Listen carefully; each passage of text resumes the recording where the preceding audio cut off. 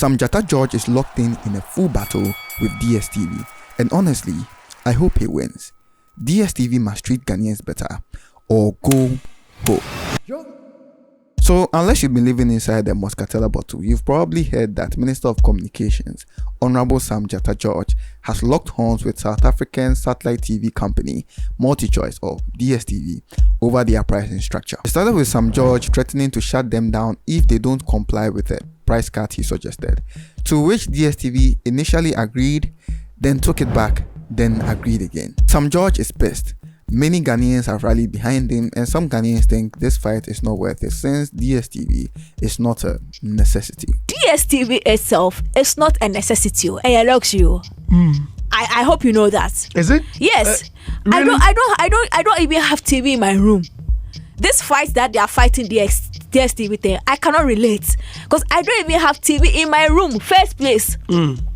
Second, when I used to have TV, I didn't even use DSTV. Make sure my normal free-to-air channels. Yeah, now me call me baby. So to some of us, we feel like more now we use DSTV. When you're home, Do you think? No, you see, per what you're saying, you make it look like. But how is it? How is it a luxury? If you can afford it.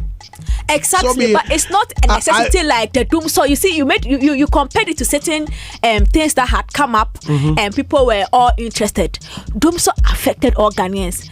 Electricity is a necessity, not a luxury. And I side with Sam George on this one. Yes, his approach might be a little heavy-handed, but it doesn't mean that DSTV doesn't deserve the heat that they are getting here. And that is the work I want to do today, to explain to you what DSTV was, what it has become, and why we shouldn't sit back for another foreign company to take us for a ride. So, lock in, grab a chilled bottle of Muscatella, and let's dive right into it. There are 3 things that you would find in a rich man's house back in the day: an underpaid house help, an old car he refuses to sell, and a DSTV decoder. For over 30 years plus, DSTV has been the gold standard when it comes to digital satellite programming in Africa. Serving approximately 50 countries across the continent, it has become a household name in premium TV content, offering a wide range of foreign and local programming to all audiences. All you needed was their proprietary set-top box, connected to a dish mounted due east, and voila, you had access to prime entertainment and news, bringing you Mnet, CNN, Al Jazeera, Nickelodeon, the Disney channels, MTV, and so much more at a premium price, of course. Yes, for as long as that existed, DSTV has never been cheap. Thus, it became something households with a higher income could afford. And it didn't really matter at the time because at the price, the offerings were not bad at all and nothing else could really match up. Until during the 2010s, Ghana saw a shift in our TV viewing habits. What used to be a privilege of the rich now suddenly became accessible to lower income households. 2009 saw the launch of MultiTV, a free-to-air satellite TV service that made you pay once for the decoder, and that was all. You had access to mostly local and some international channels with decent programming. Alternatives like StarTimes, which was paid but significantly cheaper than DSTV, were also introduced. Around the time, the T2 terrestrial standard was being integrated into Ghanaian systems, making it easier for people to switch from analog to digital. And admittedly, the programming of our free-to-air TV stations were getting better and better. The telenovela boom we saw from the 2010s made owning a TV a must-have in many Ghanaian homes. Versat1 had Storm Over Paradise, Netu TV had Second Chance, UTV had Wild at Heart, or what most of you called Marie Cruz. Adum TV had Kumkum Bagia. Forget DSTV. TV itself in the 2010s was peak.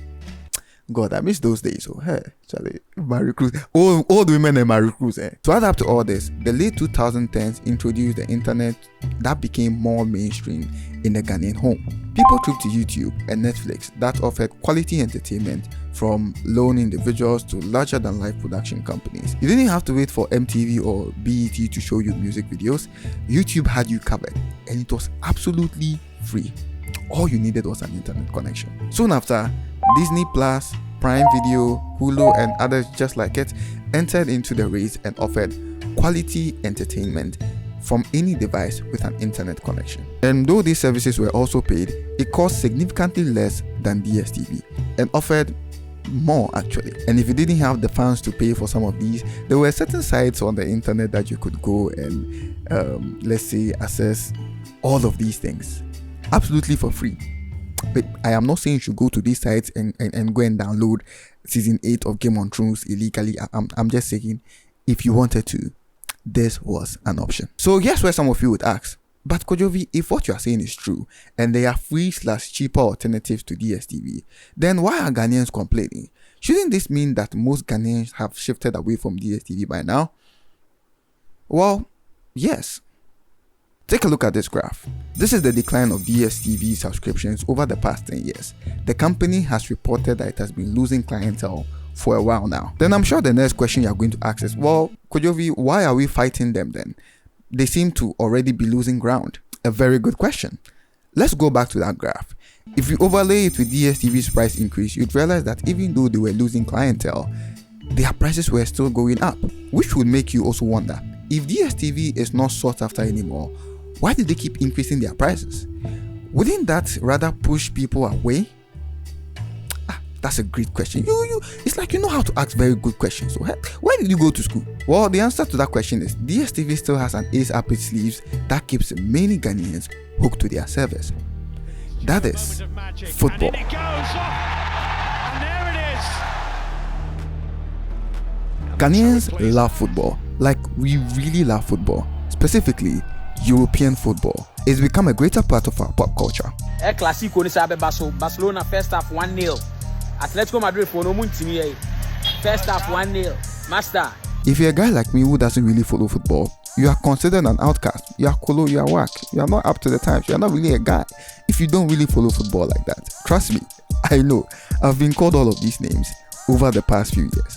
From Real Madrid to Chelsea to Pokwasi FC, Ghanaians have cultivated a whole culture around this sport. We cry, make merry, make money, we lose money on football. Football isn't just a sport, it's a religion. DSTV is aware of this. And because of its unique position in broadcasting, they've taken full advantage of Ghanaians' love for the game. DSTV has exclusive rights to show the Premier League, UEFA Champions League, and La Liga matches across the continent, meaning for the millions that love football, if you want to watch Pokwasi FC lose their next match, the only place you can do it is with a DSTV subscription. This has made DSTV a near monopoly in the football broadcast business, thus giving them pretty much a puppet-like control over the clientele that remains. In fact, of the top 10 African countries ranked with the highest pricing, Ghana ranks 4th as we pay $82, more than countries like Nigeria and Angola. It became so bad that at a point in time, Ghanaians started illegally ordering for the Nigerian version because it was way cheaper. And when you consider everything I have said up to this point, you can understand why Honorable Sam George has taken this offensive. Whenever there was a price hike, DSTV said it was because of the cedi depreciation. However, for the better part of 2025, the cedi has been doing a lot better than before. That should translate to a price decrease, right?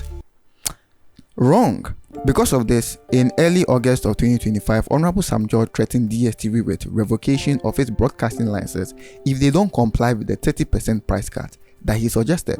Unfortunately, Ghana lost 8 of its government and military officials in a tragic helicopter crash soon after this announcement was made, which led to a temporary stay of execution for DSTV. A little time passed, we wiped our tears, and before long, DSTV and Sam George were at it again.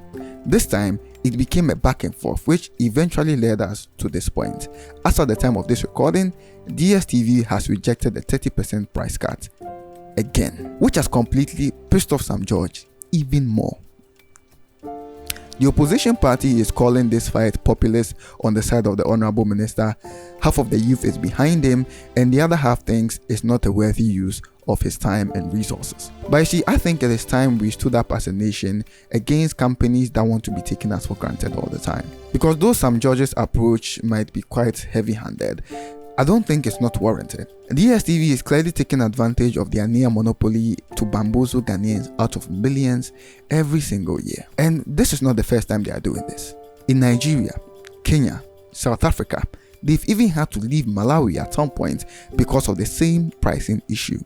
And as they say, where there is smoke, there's usually a bad smoking habit. And yes, I have heard all the counter arguments that there are better things to fight for and that if DSTV had ample competition, they wouldn't be able to do this, which really doesn't make sense if you've considered everything I have said up to this point. Like we have already established, DSTV has secured exclusive rights to some of these broadcasts, so there can't be any competition. And yes, there are many other issues that we can be dealing with right now. It doesn't mean this can't be one of them. It is time we had leaders that did the hard things to make sure that we are treated fairly by foreign and even local entities that keep taking us for granted all the time. Ghanaians are hospitable people, and some people think this hospitality is our weakness. But no more. For that, I support this move by the Honorable Sam George with 100 crates of Muscatella. Thank you for watching the video. Slap the like button if you enjoyed and learned something from it. Subscribe if you haven't, and if you're one of those people who didn't like this video. You are a foolish man.